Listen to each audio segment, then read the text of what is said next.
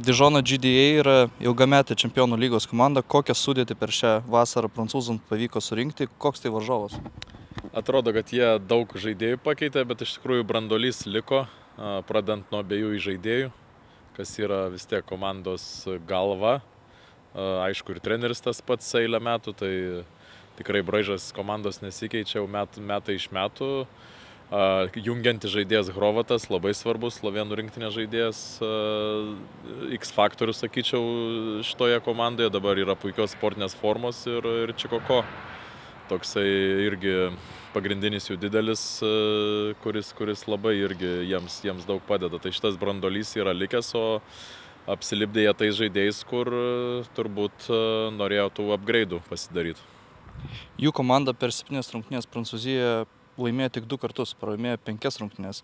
Kiek apgaulingas gali būti šis rezultatas? Gal turbūt reikėtų vertinti sezono pradžiose po pirmo rato tą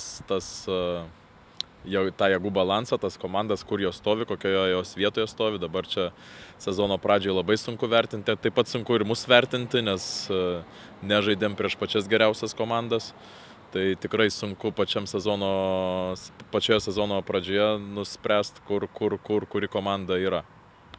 Prancūzai per 5 metus čempionų lygoje startavo 4 pergalėmis, tuo metu Rytui vis nepavykdavo pasiekti startuoti šiame čempionate pergalę. Kokios yra pagrindinės komandos užduotis ir ką mes galime padaryti, kad šią statistiką pagerintume? Labai norėtųsi tą istoriją pakeisti ir pradėti kitokiom nuotaikom. Bet svarbiausia, mes ką atvažiavę čia tikimės, aišku, kontakto kito lygio, tikimės atletiškumo kito lygio, negu sutikome kol kas iki šiol rungtynės LKL. Tas tikrai bus, bet nepaisant to, mes, kad pradėtume sėkmingai čempionatą, mes turim tęsti tai, ką darėm iki šiol. Tai yra laikyti savo krypties. Mes žinom tiksliai, ką turim padaryti, kad laimėtume.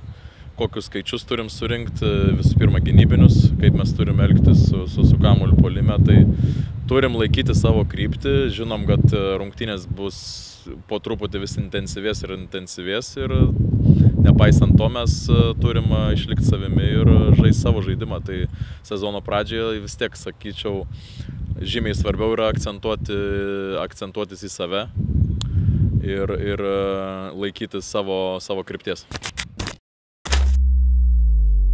Lietuvoje skursta kas 4 gyventojas, o Betanijos centro valgykloje kasdien pamaitinama šimtai alkstančių. Ištiesk pagalbos ranką. Prašome aukoti numeriu 1454 auka 5 eurai. Ačiū už jūsų gerumą.